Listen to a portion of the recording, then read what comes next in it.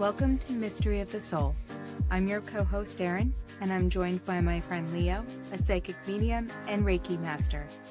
Our podcast explores the depth of the soul, the spiritual, and the supernatural.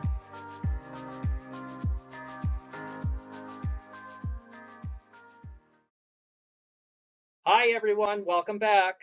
Hi, Erin. Hi, Leo. Hey, Julia. We have a guest on here today, which is a good friend of mine, and I consider her one of my soul sisters. Julia, we're going to just kind of, because there's a lot to your story and a lot about you, and we don't want to miss anything. So let's just we're going to turn it over to you to kind of introduce yourself. Thank you, Leo, and thank you, Erin, for having me. So my name is Julia LeBlanc. I am a physical therapist. I also am a yoga instructor. I also am recently a Reiki Master. And within those facets, I also do pelvic health. So I do a lot of different services with PT. And beyond that, I'm a mother of 3 wonderful children and my fur puppy, Sandy. And I have my husband, Bill. And there's a whole background beyond that. But I've been a PT for almost 20 years, and I've been a yoga instructor for just about 5 years. And Reiki was just very recent. That was at the end of May. So that's the new one for me. So let me just chime in here. So we found Julia because she's a really good friend of mine. Years ago, probably could be close to 10 years now, maybe, I had a shoulder injury that I found Julia as a physical therapist, and she helped me a lot through that. And over the years, she's helped me with physical therapy and even recently with some injuries from last year. But we became friends pretty quickly. Our personalities seemed to click really well.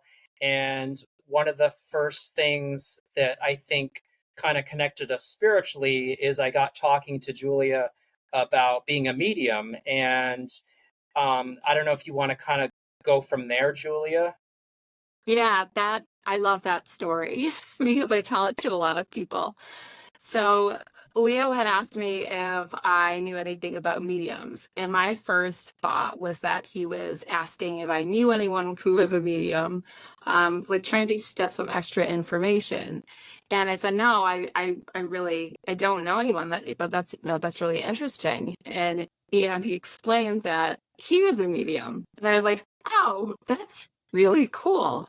I've never met a medium. And he kind of just left it there. And then soon after kind of broached again that, hey, do you want to, maybe meet for a coffee at Starbucks? Because we're both caffeine lovers. We like our I'm coffees. I'm probably more of the caffeine addict, but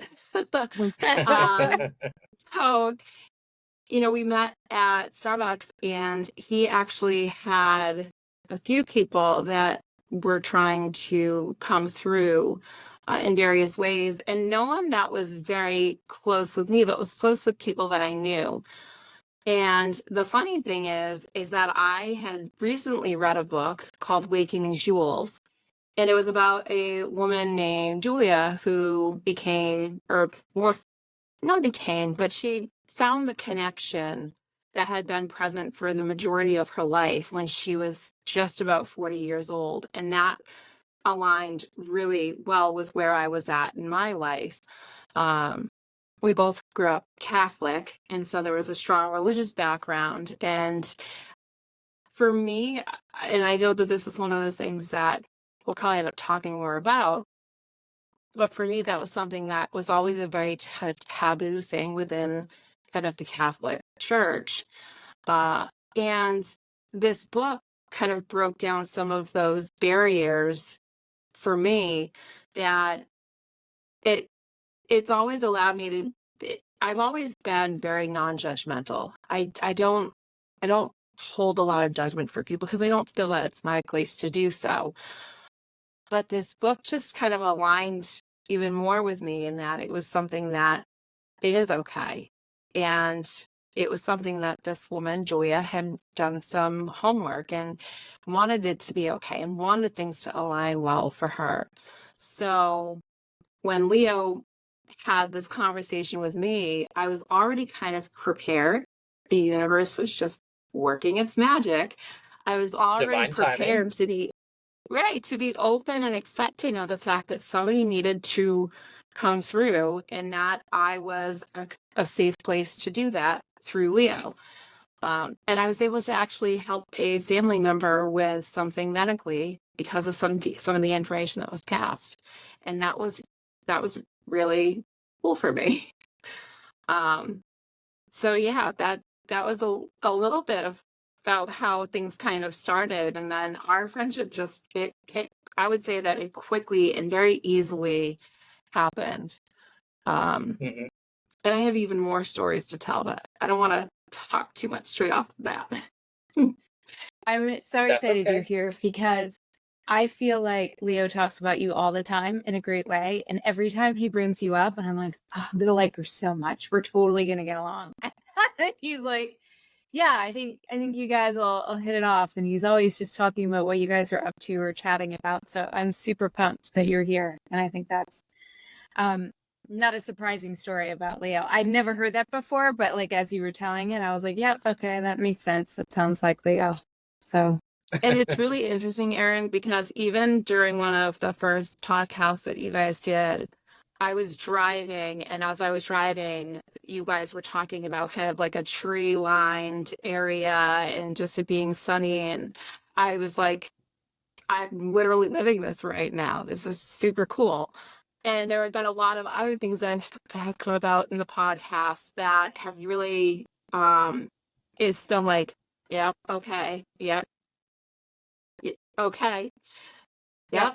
Here's the alignment. Here's the universe just kind of connecting things and the beautiful way that it does.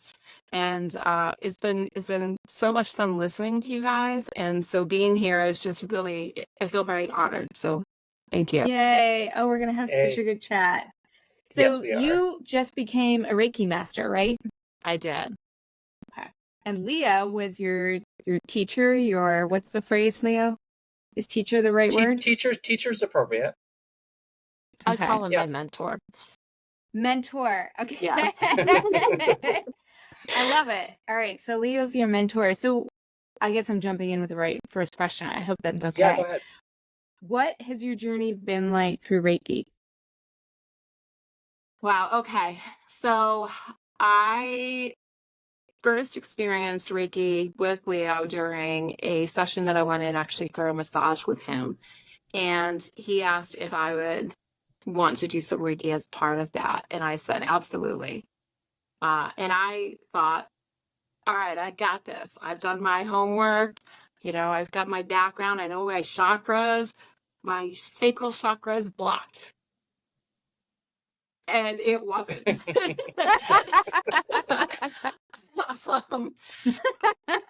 My heart was definitely very, very heavy. And I've had a lot of trauma in my past, and it was eye-opening. And even now I'm feeling like a little bit of that emotion kind of come up.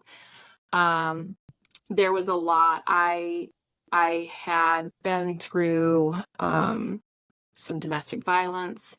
I had been through a divorce and was left with 2 young boys. And I had a variety of other kind of traumatic experiences. And so my heart was it was very heavy. And after having that session with Leo, it was like waterworks. And I'm an ugly crier. Like I'm like I get puffy and red, and this was very different. It was just like the water just started flowing out of my eyes, but I didn't have all of those other kind of things along with it. And I felt like an immediate relief. it was like that energy that I had been holding on to was, I think, holding me back. And actually, Leo could say more to this, but after that session, I think we talked about this recently. I think 6 months later, I met my now husband, Bill, and it was just, I don't know that Bill and I would have been able to have connected on the level that we did if I had not done some of that work with Leo to release some of that stored energy. I don't know that my heart would have been open enough to really have been ready and prepared for the relationship that we have. So it was beautiful. I've had Reiki done multiple times since then, and I think that I started recognizing that I wanted to have more of an impact, not just for myself, but for other people, because knowing what it feels like to live with that stuck energy and knowing what it's like to be able to do something about it. I'm by nature, like, I want to heal people. I want to help people. I'm a physical therapist. Obviously I have some part of me that really enjoys that aspect of things, but I think that knowing that there's something there that can help people even beyond what we can do physically, it's a huge asset to have. And I think it's something that there's no harm in doing it. It's not something that there's going to be a side effect, or, Right. might feel some emotions, but, Sure. yeah, so it really was a very much a driving factor for me for, completing my Reiki certifications. And I wouldn't have done it with anyone but Leo.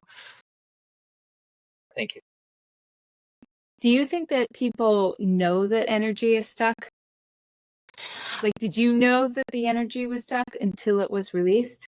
I think that for the majority of people, including myself, like, we know that there's something that's just, there's something there, right? We don't really know what it is. Like, it's palpable, but we just can't, we don't have the means to be able to determine what specifically it is. And even in, physical therapy, it's like when somebody has a physical problem, sometimes there's not just the physical problem there's something else that's there that is having a negative effect on things. And a lot of times I feel so, honored that patients are willing to share with me some of the other aspects of life that are having an effect on their ability to heal physically, because there's a lot of emotion with being in pain. There's a lot of mental stress that goes along with being in pain or having an injury that doesn't allow you to function at your normal level. So, when you combine the physical with more of the energetic, I think that the two, they definitely play a good game of tennis or ping pong or whatever you want to call it. Yeah. I find it kind of gives a little bit more balanced treatment when you're adding like the energy component to like a physical treatment, whether it's PT or massage.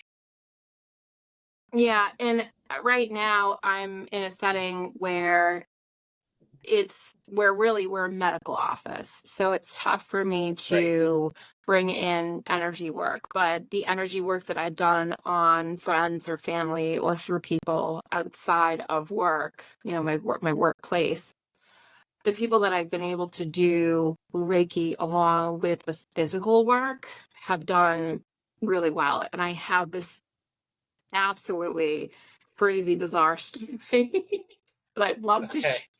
Yeah, we love crazy, bizarre stories. Yeah. Please proceed. So my husband, Bill, is a firefighter. And he went to a fire call one night, and it was kind of one of those alarms that it's like, yep, okay, this is something that we always deal with.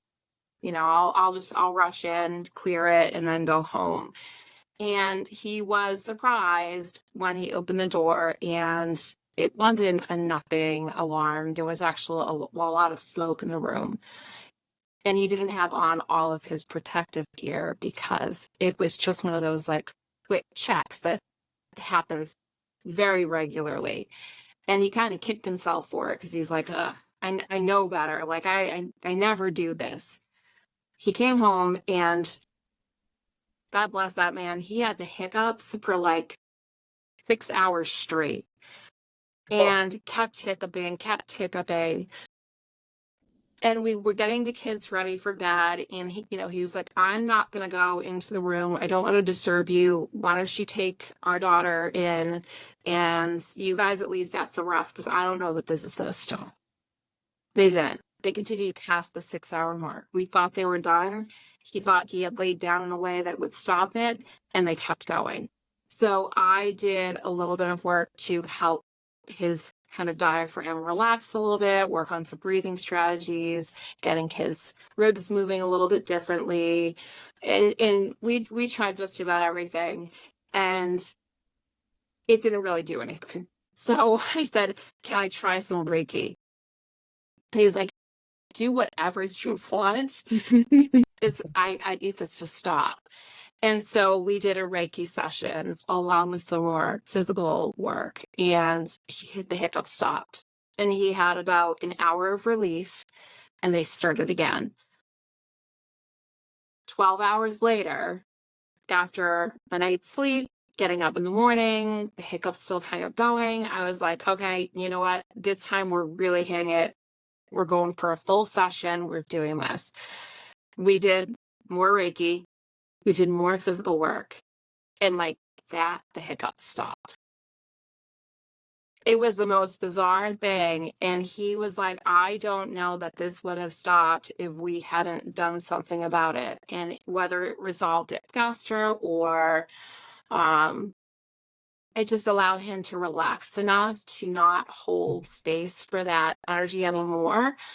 It was, like I said, the most bizarre thing, but like, what a story to like incorporate the things that I do to be able to help him be able to get past that.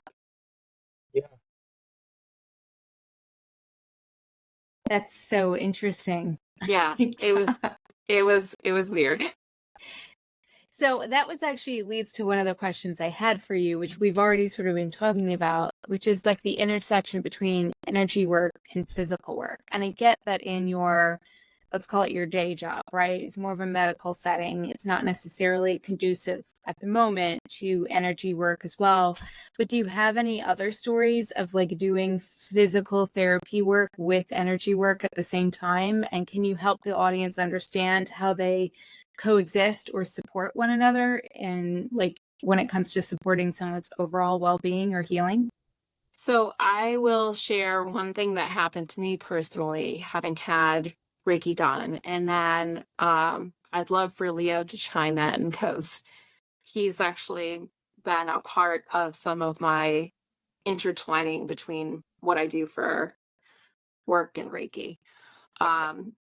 So on a personal level, my husband and I suffered a miscarriage a few years ago. And after I had the miscarriage, it was really, really tough to, number one, accept the fact that this happened. And number two, it was, okay, is this going to be something that we're going to have problems getting pregnant again? And you've met my friend Jen DiBenedetto. Oh, Yes. Yeah. So Jen actually did a Reiki session with me because she has a little bit of a reputation with helping people successfully get pregnant. Oh, she did not tell us that. No, she didn't. We did not 'cause I know listened that. to the podcast. Wow. Yeah. So she actually did a Reiki session with me, and she also did one with my husband.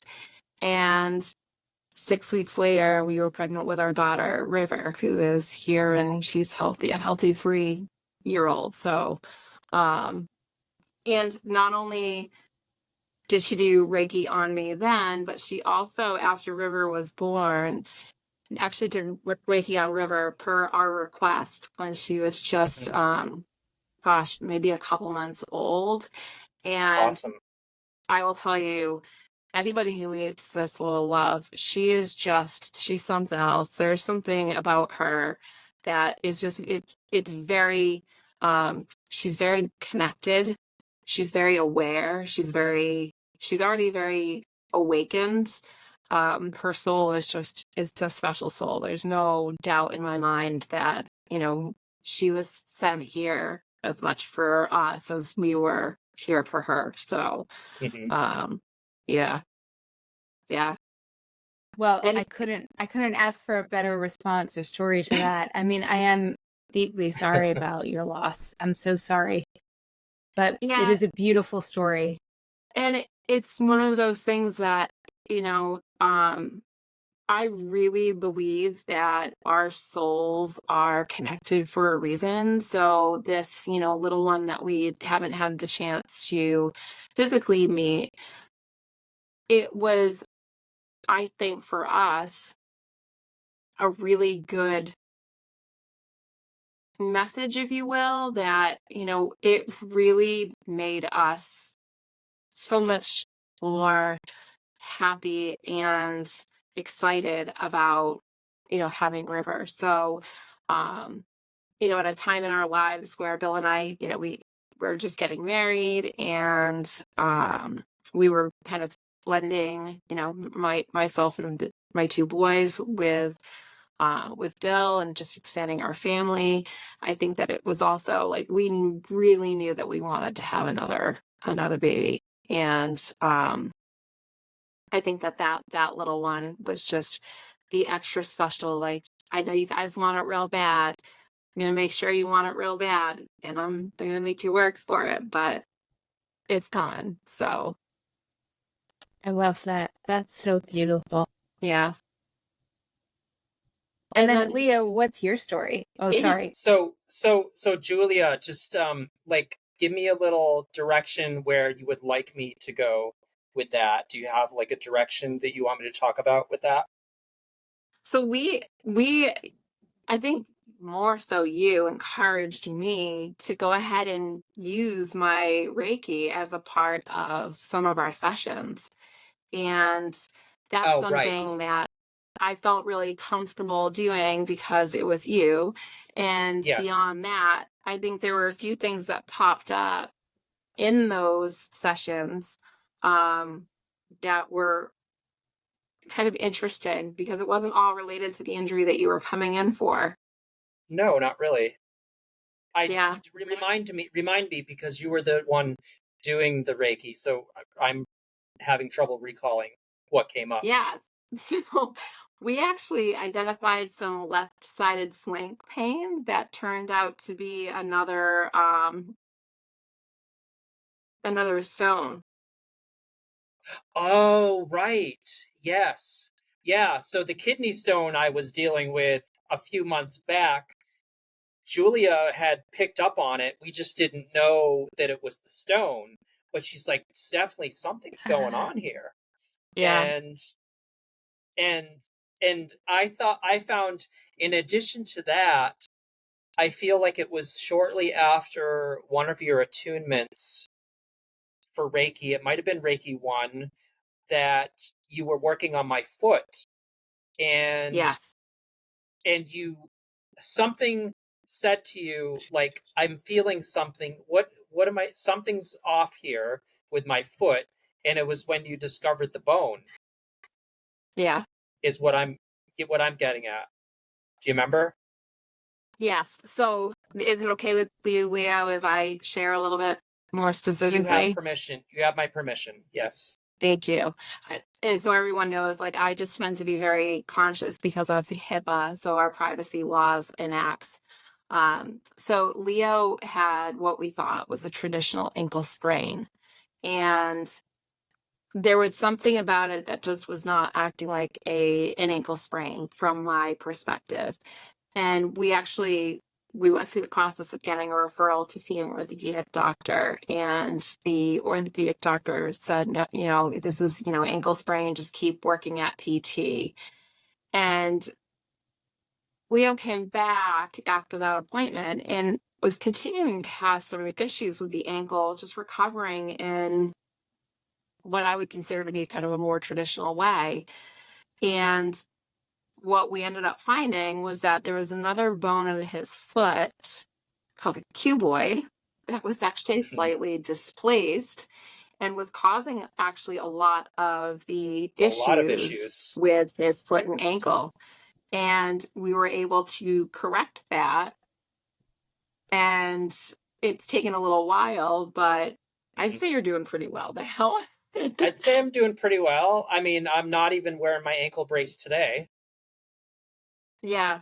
And so it wasn't until you figured out that bone out of place that we could actually even move forward with even doing like physical exercises, I don't think. And you weren't having any actual foot pain. So that was the other part of it, is that the pain Right, it was was all weird in the because it was a ankle. lot of right. And so I think doing the energy work just allowed for me to kind of feel things from a slightly different perspective and kind of take out kind of the traditional part of I what we think so. do. And Mhm. I think that just Yeah. it opened up what we needed in terms of progressing treatment. So I think, one of the, with the question that you asked, Erin, I think that there's a lot of stuff that, we can get kind of boxed in with how we're thinking about things in the medical field. And I think that when we could open that up a little bit and take other perspectives into consideration, that we could be providing completely different treatment for people. I would love to, and I've talked about this, I'd love to see, young medical professionals have at least the opportunity to participate in their Reiki 1 certification at the very least. Because I think the other part of it is that a lot of us are empaths. So when you're doing something as an empath, it can take a big toll. And I think that having that ability to do some self Reiki and be a little bit more connected with our own energy could be a really beneficial thing for people. Just in energy regulation and hygiene. Yeah. Yeah. I mean, I even talk to my own kids about that. It's something that we talk about. My middle one, he's going to be 10 in next month. He asked me today, he said, "Mom, do you think you could do Reiki on me? Do you think we could do a session?" And I said, "Yeah, buddy, we can definitely make that happen." So they're aware and they're in tune and they're, learning things about themselves and understanding energy that, at that third, fourth, fifth grade level where they're starting to talk about energy. I think that learning about the energy that lives within us would be something incredible for kids to learn. I mean, as a parent, and this is a question where I'm going to go rogue, so but I'm curious to explore it. As a parent, when you compare how you grew up and your generation, our generation seems like the same one, and where your kids are now, do you feel like the younger generation is more in tune with what it is like to have energy? Do you feel like society's more encouraging of that?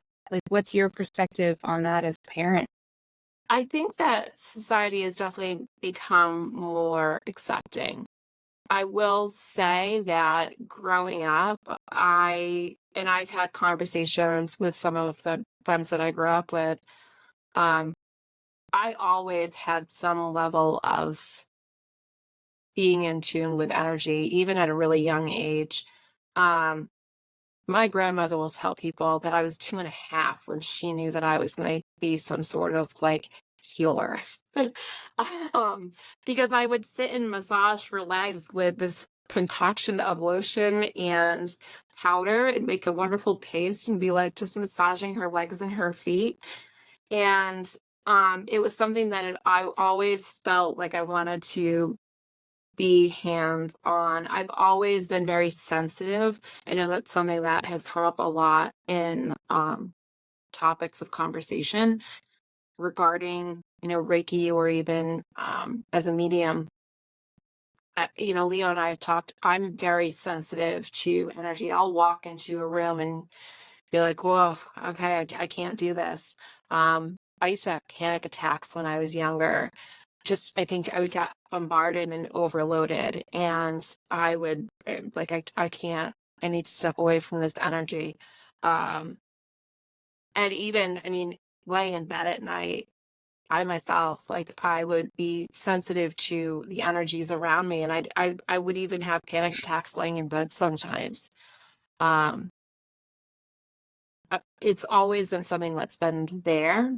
And some of the kids that I grew up with will, some of them used to tease me that I was, going to church a lot, or, very connected with God. And then others would say that they really recognized that I was different. I had this lightness to me. I was like a beacon in a way. Yeah. And that's something that I think my parents gave me the opportunity to explore that and feel safe. And I really had that unconditional love for my parents. So it put my soul in a place that it was being very well nurtured at a young age. And I think that that's what helped to give me the resiliency to get through the things that I've lived through in my life, is that I've had the ability to understand those from a different perspective. And I've had these two beautiful souls, my parents, who have been able to guide me. I mean, I remember at one point saying to my mom, like, why did bad things like this keep happening to me? Like, what, like, did I do something? Like, what happened? And she said, no, she said, I think that just sometimes bad things happen so that we really truly can appreciate some of the good that happens in life. And maybe there are things that you wouldn't have been so aware of. My kids now have myself as a mother, and my husband, who definitely is accepting of some of the things that I do that are maybe, the norm. But, I think they needed that as well. There's still, I think, more that can be done, though. I think that, yes, there are some of the younger generations that are more open in a way, but I think that there's also still a lack of human connection, because now we have devices and social media, and people are giving up that in-person human connection for the connection or the person that they know on social media. So, I could sit here and say, for example, my boys were watching something about Shaquille O'Neal tonight. I'll use him as an example. You take somebody who's like, oh, I'm buddies with Shaquille O'Neal. I follow him on Instagram and on Twitter, and, I'm gonna, focus on what Shaquille O'Neal is doing today versus going and seeing my grandfather who lives down the street. I think we're giving up a lot of those in-person connections and that ability to have conversations. So I think it's both ways. Like, yes, we are more open. The younger generations are more open, but they're also disconnecting in another way because of that lack of human connection and community. Yeah, that makes so much sense. That's a fair point. Yeah. Has becoming a Reiki master influenced your spiritual journey in any way? I just got tingles all over. It has reinforced so many things for me. Leo actually shared about an archangel that we weren't all familiar with. And I actually had to call on that archangel. I haven't told Leo this, that same night, because my oldest son woke up in the middle of the night, came in my room, and he said, I've been feeling an evil presence and it won't go away, Mom. I need you to help me. Oh, no. I've got And chills. so I just got chills too. We called on that archangel and said, hey, we need you. And it was literally like somebody just came and clapped, and it all just dissipated. Wow. Yeah. That's amazing. And when he came into my room and said this, I bolted up out of bed and immediately could feel it and sense it, and was like, okay, buddy, we're going to do something about this. I know exactly what to do. Mm-hmm. Wow. Yeah. Yeah. So it's given you a sense of empowerment. Like it feels like it's just furthered your intuition, but also empowered you. Yeah, and I think it's opened me in other ways, because one of the things that happened during my Reiki Master training was that I actually did experience a moment of being a medium. We had somebody who actually came through, and then I did connect with, and that was something that was very different, that hasn't happened to me prior. And other than that, I'm definitely feeling sensitive, but I'm also feeling, like you said, empowered, that I've got some of the tools in order to be able to take care of this. And we had things that came up during my Reiki Master training that we all could probably speak more on, but there were things that popped up that were like, we're going to have a conversation about this and get a little bit more in depth with this. And it definitely is served its purpose big time. I'd say. I wanted to just ask you a question also, Julia, since we were talking about like protection a minute ago.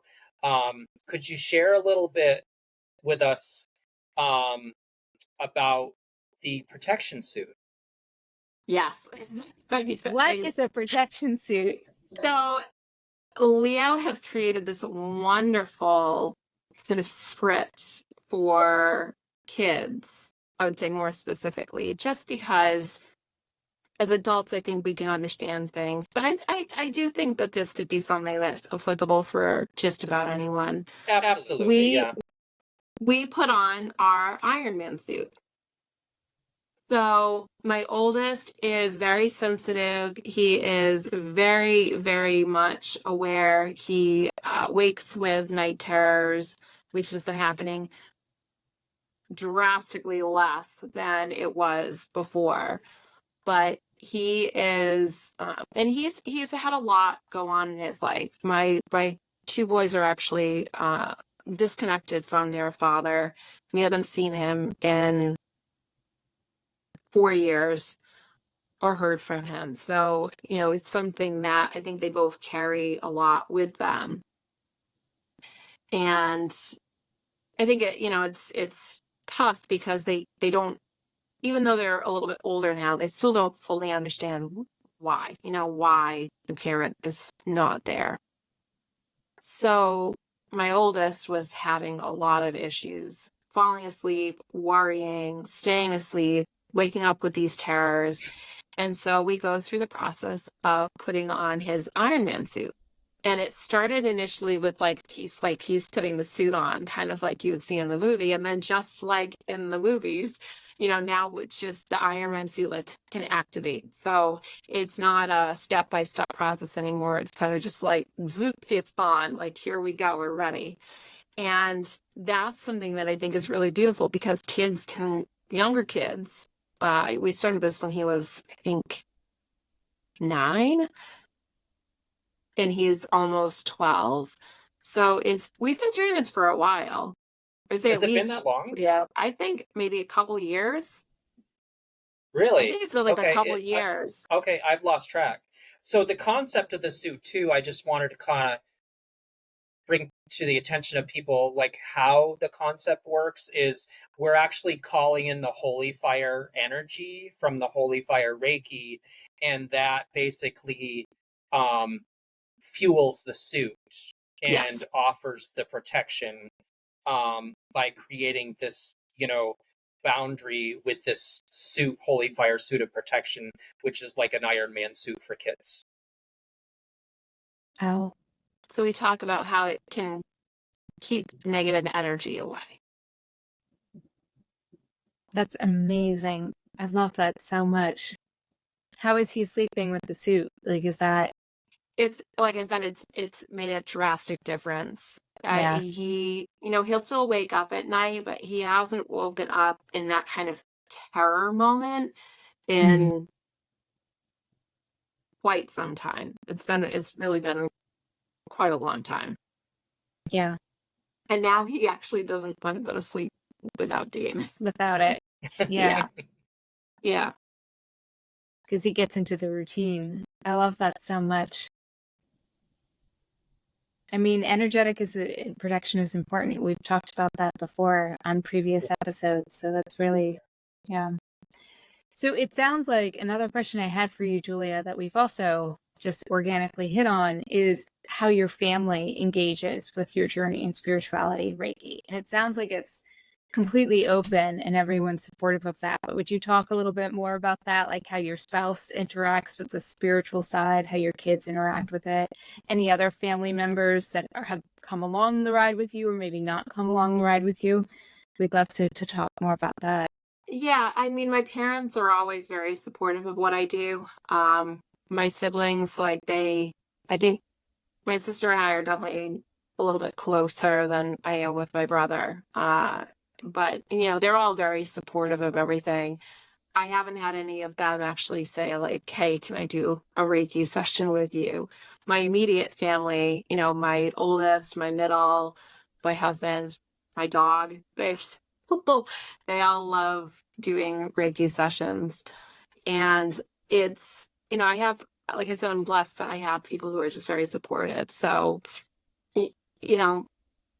I get the question, like, what exactly is, Reiki?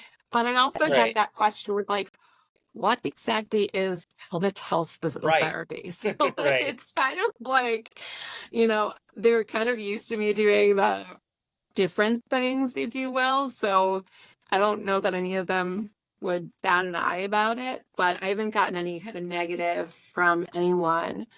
Just a lot of curiosity. And I think that that's a good thing. It's good to have a little bit of curiosity because that allows people to learn. Yeah. And how do you define? Oh, go ahead. Oh, sorry. How do you define Reiki? Reiki for me is more of, I look at it as like that, like is our life energy. Like it's how the energy moves and connects within us and then with others, not just other people, but just other things as well. So I had another question about Reiki for you, Julia. So I know we talked earlier about, your first experience with like the heart release, that you experienced with our session. And you talked about with Jen doing Reiki with you and Bill through after the miscarriage and stuff. Has there been any other life experiences that you feel like either your spirituality or Reiki or both have helped you kind of work through things? And those might have been the major things, but I'm just curious if there was anything else that you could think of, or maybe something that Reiki surprised you about. I mean, I think that we both know that I went through a lot. I've gone through a lot over the past, 5 years, but there's been a lot happening. And I think there have been times, Leo, that I've been like, all right, I need to come in. I need to have a session. Like we need to get things moving in a different way. I think that the biggest thing that I notice, and this happens on a very regular basis, is I think with me being in tune and aware and working so much on myself at keeping a nice balance and not holding and harboring energy in a negative way, that it does attract a lot. And so I have people all the time comment about how I feel comfortable or I feel safe or they feel like, they feel a connection. That's something that for me is so special, especially with what I do, that people can feel like they have the ability to communicate about just about anything that they need to. And I think that that's something that really I've seen blossom since I started doing more work with Reiki. And even personally with Reiki, but also, through my journey with Reiki. Hmm. So I know, since you've completed the Reiki Master teacher program, I know you're very excited about teaching. What are some of the things that you see that, you want to do with Reiki, or what would you like, how would you like Reiki to evolve? Um,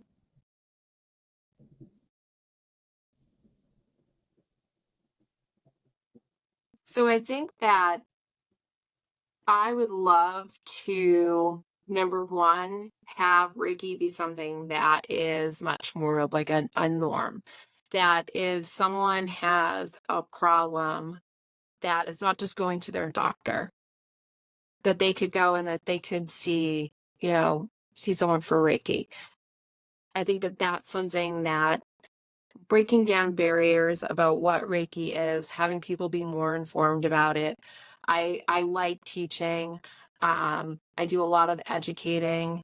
I do a lot of mentoring for other PTs as well as just, other people in my life. I like people to be able to learn things about how their body works and how their body functions.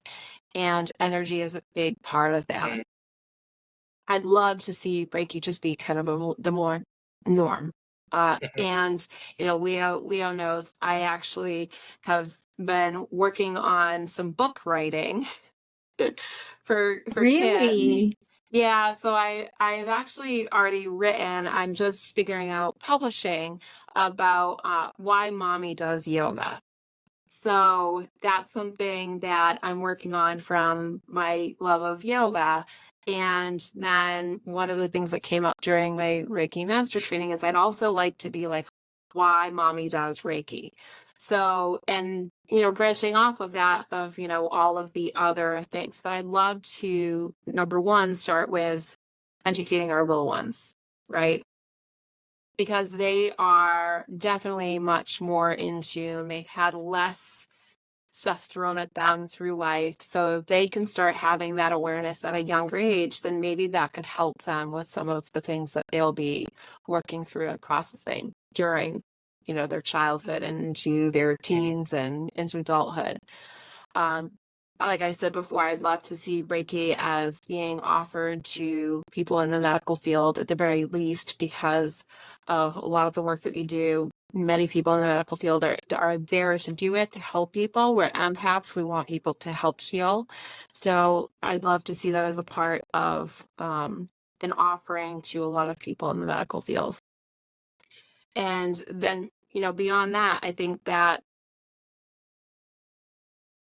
for me, I'd love to see people that they can recognize that Reiki is not necessarily like a one religion thing. Like, this is something that's Right. available for anyone. It's universal.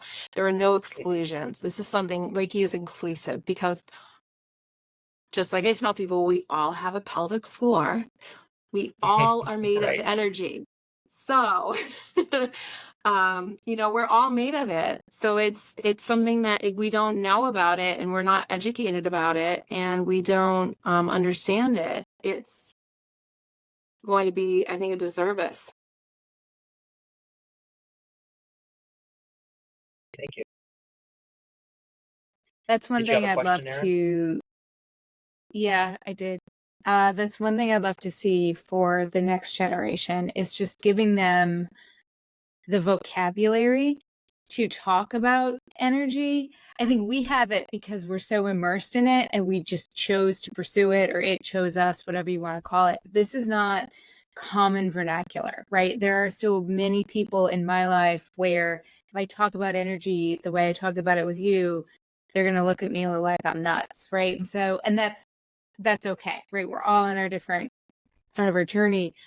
But I feel like it would be such a gift for the next generation and for humanity in general to give this generation, this one coming up, that vernacular, that vocabulary, like the words to use, the understanding of what they mean, and then to break down any social barriers that exist to using those words as part of how they like communicate with one another, how they tune into what's going on in their body.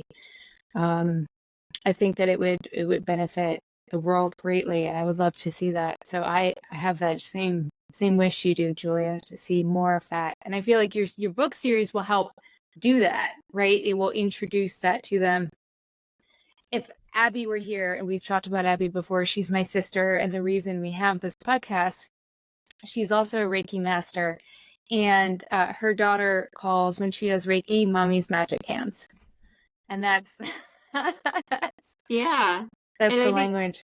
it's something that's so special because I think, we are going to always have an issue with how we handle energy. I had a conversation with someone one day, and we talked about how we can't keep a container for other people's energy within us. It's not ours to hold. And so we start learning that it's not for us to hold, that we're not gonna keep it, we're not gonna store it, we're gonna be able to let it go much easier. But we don't know how to do that. Nobody's taught us how to do that. So you can't just have this expectation that that's going to happen. I was telling Leo that I was reading this book, and it's called Pieces Every Step, and I can't think for the life of me who the author of the book is, but one of the things that came up was something so simple, and it's really about kind of mindfulness. And one of the things that they say in the book is take a deep breath in and breathe in the calm. And then when you exhale, smile. And you keep doing it. You keep breathing in the calm and exhaling and smiling until the smile feels natural. Yeah. Until you're owning that energy. But as kids, and I think we're seeing this kind of shift from generations where, our parents used to be like, oh, just suck it up, you'll be fine. So now, like, it's not just to suck it up, you'll be fine. Like, it's okay to feel that. It's okay, make note of it. Have that experience, but it's just an experience. Then we're going to move on. Mm.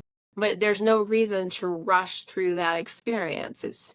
You've got to figure it out. And so it's almost like finding that calm in that experience. Once you find that calm and you can smile, then it's like, okay, let's move on from this. But I think everything is a right now, and we don't have time to process things. And, that kind of rushed moment doesn't allow us to experience.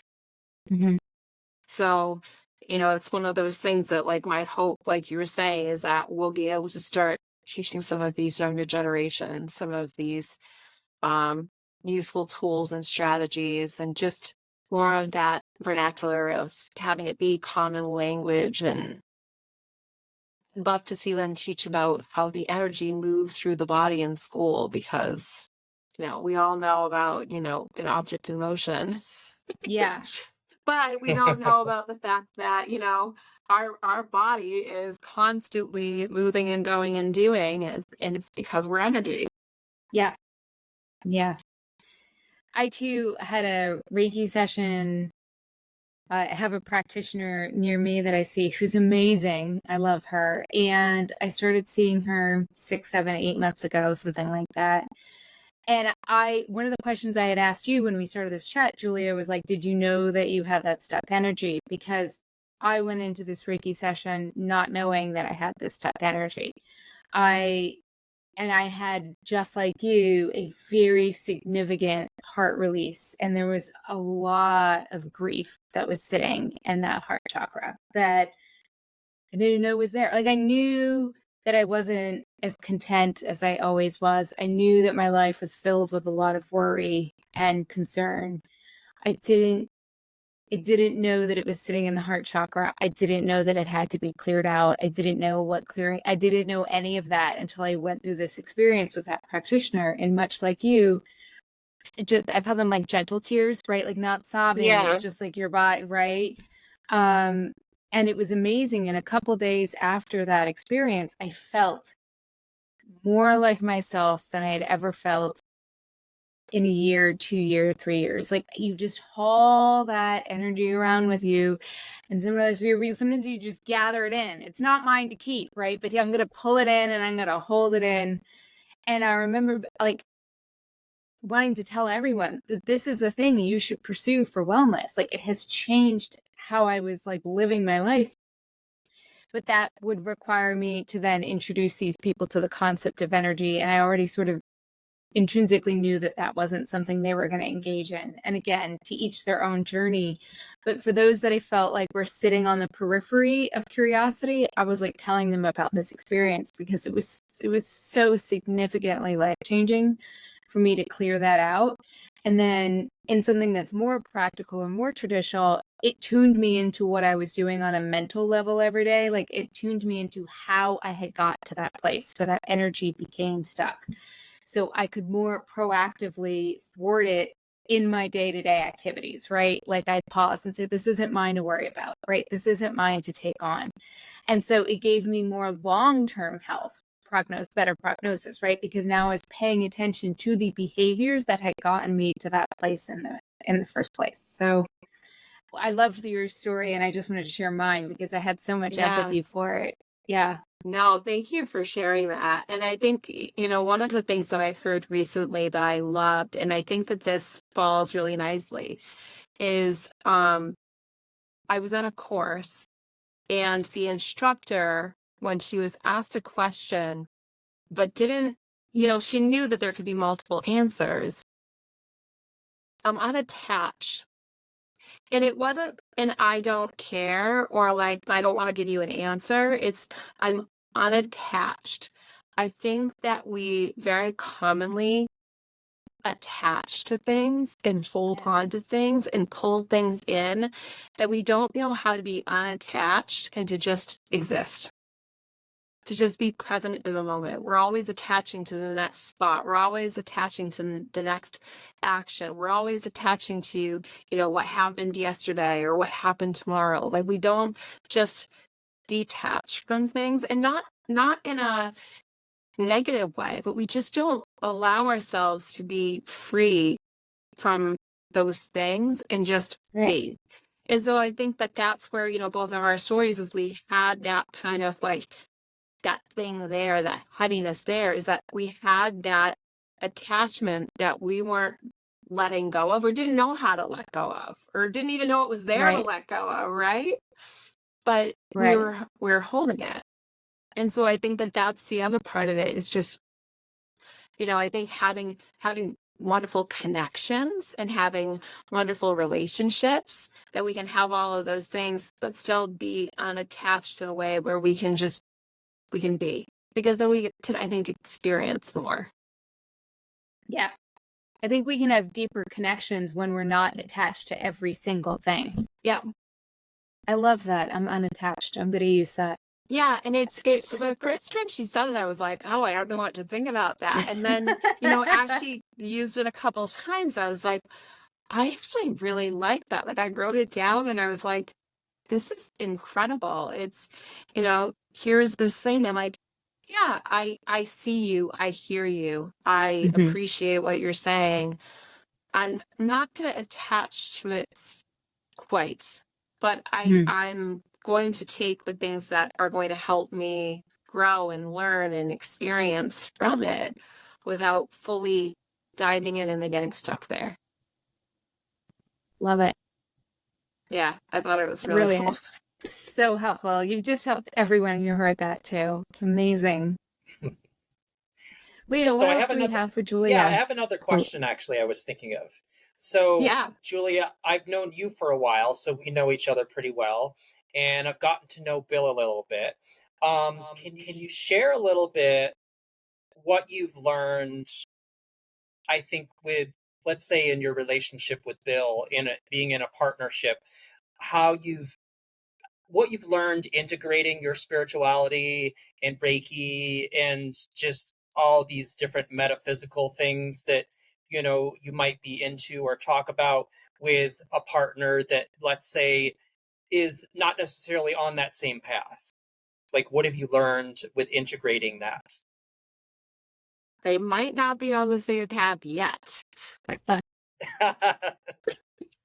I also, that's another word that I really like, yet, because it Yeah, doesn't I mean like that that. it can't happen or won't happen. Right. It's okay, I haven't done this yet, or this hasn't happened yet. I haven't connected with it yet.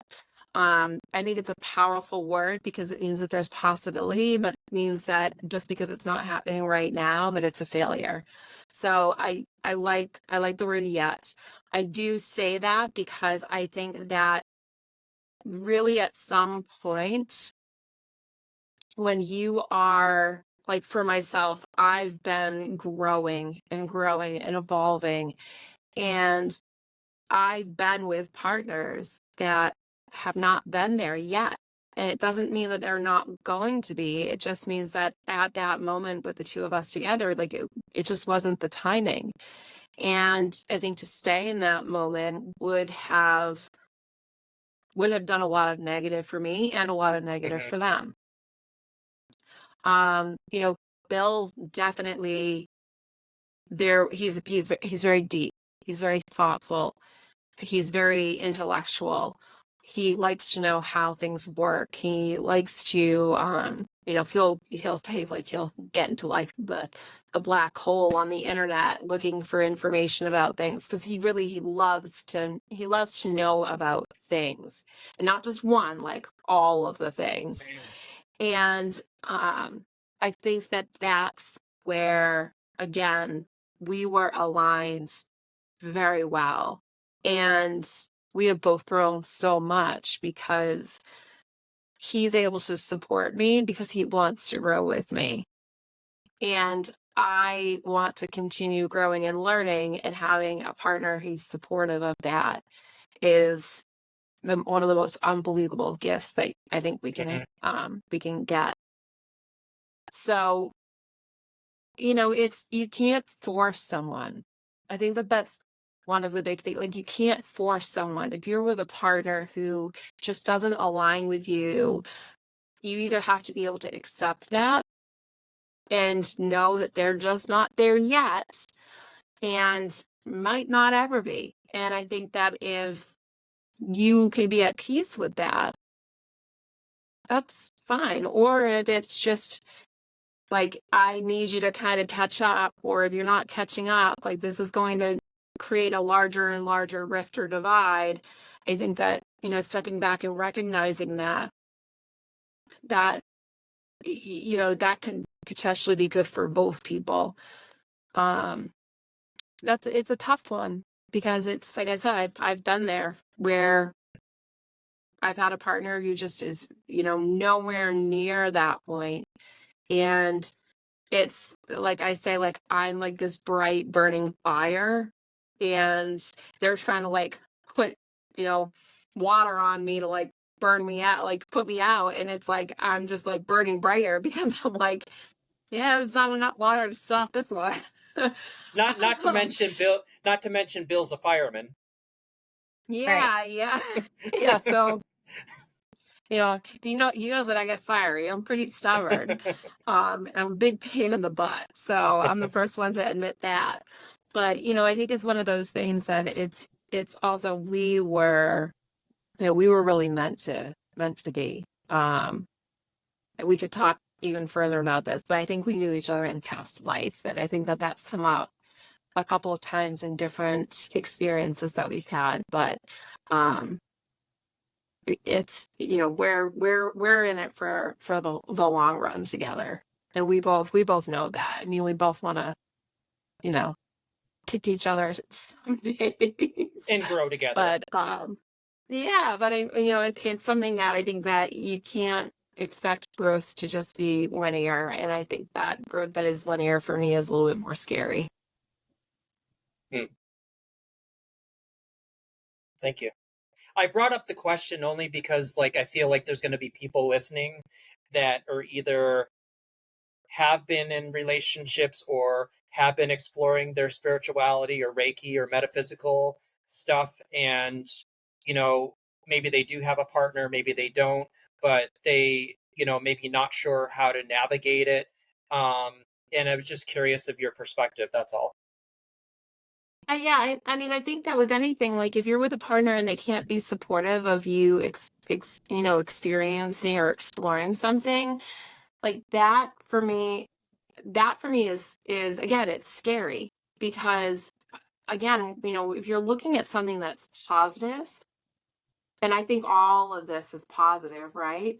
If you're Hmm. looking at something that's a positive, the other person might not buy into it or they might not understand it, but they should at least be able to be supportive of it.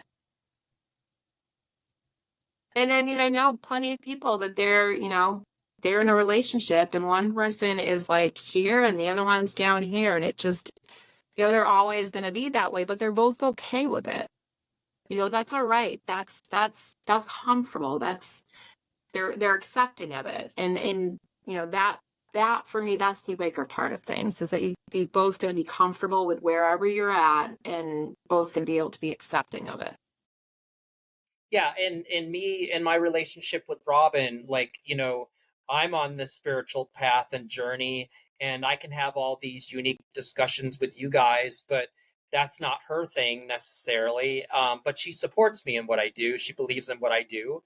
And her things are books. Mine are crystals. It's Yeah. just we each have our own things, and we kind of respect that, and we kind of have been able to like navigate it all and been okay to have our own things also. Yeah. And I think like that's the perfect example. I was like, I love Robin. She's wonderful. Bill and I have had a lot of fun when we've gone out with them. We had some like great conversation, and it's one of those things like you don't always have to be on the same page with Right, everything, and I think right. that can be a very beautiful thing. It's Bill and I are not on the same page. He's definitely growing and learning and experiencing, and I think he's intrigued because that's how his mind works. Like he's like, Hmm. ooh, I kind of want to know more. But I don't see Bill as being like, oh, I want to go and get my Reiki 1 certification. Like, Right, right. you know, I think that's we align on so many other things. And then Hmm. the areas where we don't necessarily align, it's not a negative. No, it's just different. Yeah. Thank you.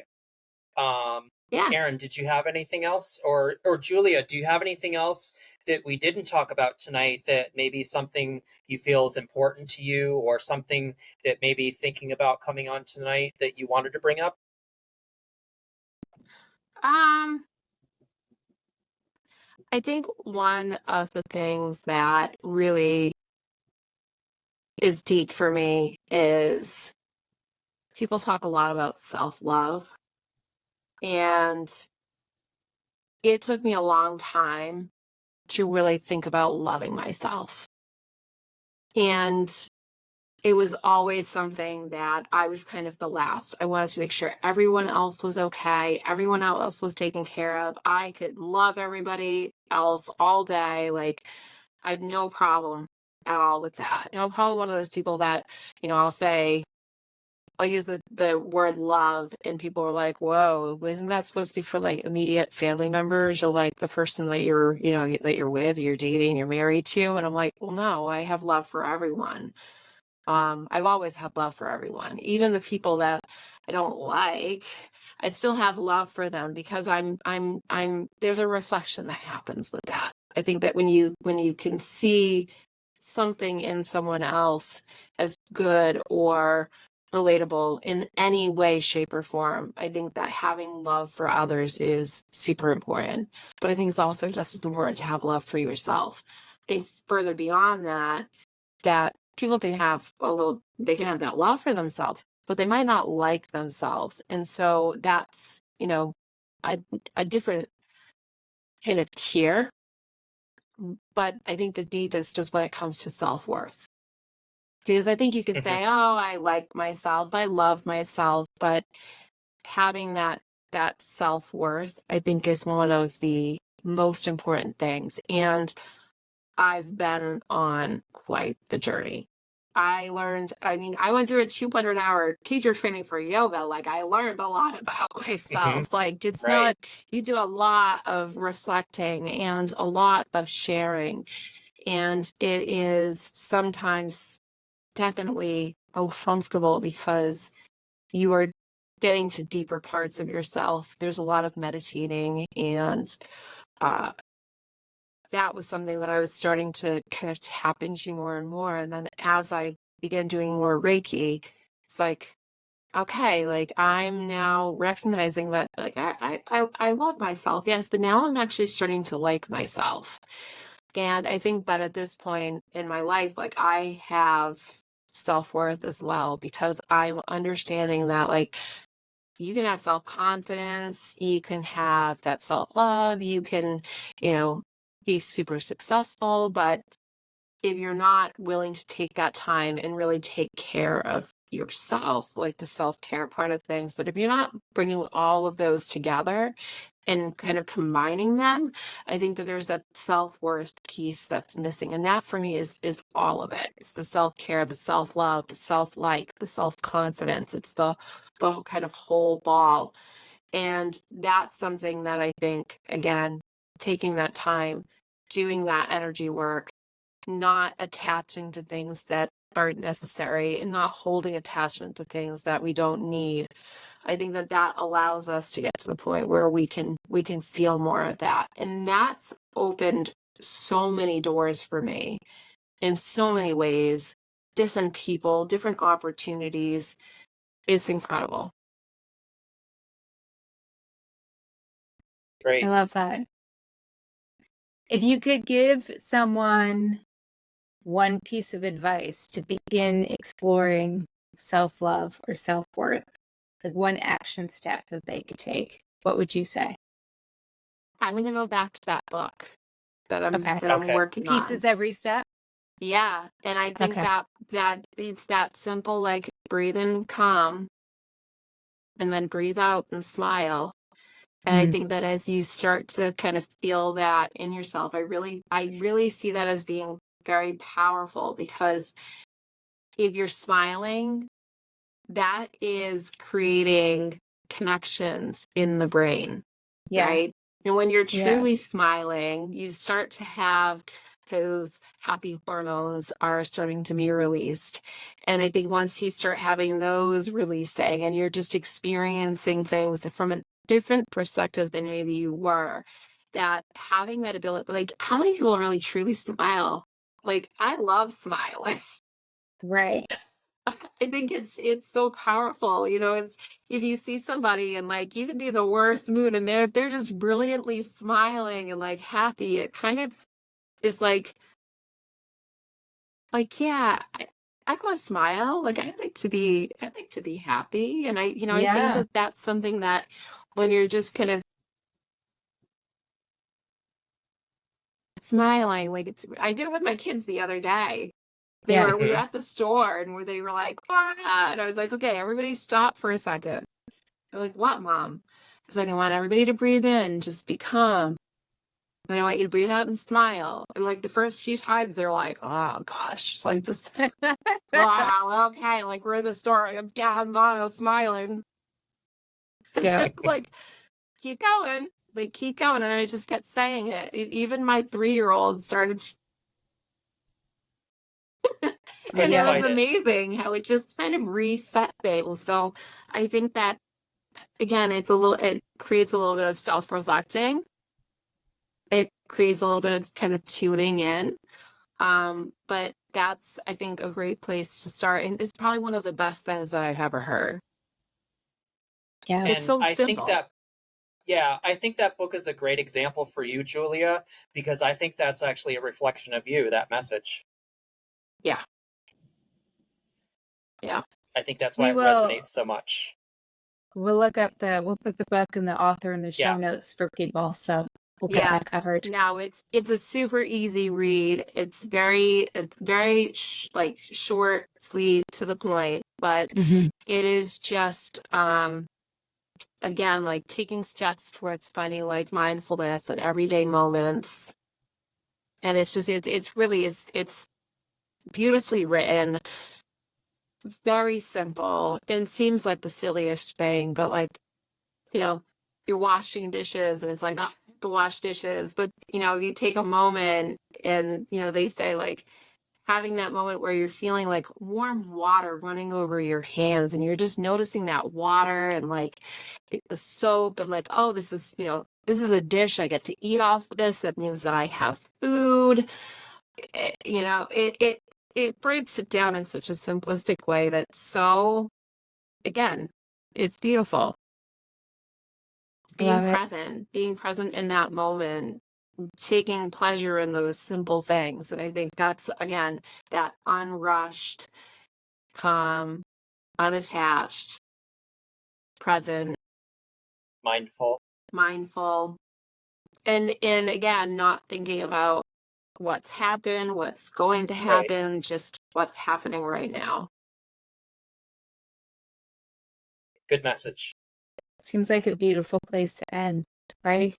Yeah. Yeah. And the other thing I tell people, practice till you get it wrong. Keep practicing. Yeah. Then you People know always you're say onto something. practice till you get it right. I'm like, no, practice till you get it wrong. Keep going. That's amazing. Well, Julia, it has been a delight chatting with you. Thank you for joining us. Yeah, thank Thank you for again. having me. This has been a lot of fun. We'll bring you back. We'll do part 2. It'll be fun. I would love it. I think we have enough material for that. Listen, Leo, I mean, to tell you, sometimes I don't stop. You know, I really enjoy conversation. And again, it's having that ability to just think about things from a different perspective sometimes. And what I hope is that in sharing some of the things that I've done through, or just some of the things that I think, that maybe that will just spark something in someone else. Because like I say, like I've got this light and I want to share it. You know, my little light, just going to keep shining until I can share it and share it and share it. And I tell people, if you can't find your light, you can borrow mine until you got yours. Smile. Yeah. I love that, Julia. That's so beautiful. Thank you so much. You're welcome. Thank you. All right, guys. Thank you. We'll see you all later. Take care. Bye. Thank you for listening to Mystery of the Soul. Be sure to subscribe so you never miss an episode. If you have a question, topic suggestion, or just want to say hi, we'd love to hear from you. You can visit our website at mysteryofthesoul.com, reach us on Instagram, or email us at mysteryofthesoulpodcast@gmail.com. If you're interested in booking a session with Leo, you can contact us at Mystery of the Soul or visit Leo's website directly at leomediummccarthy.net.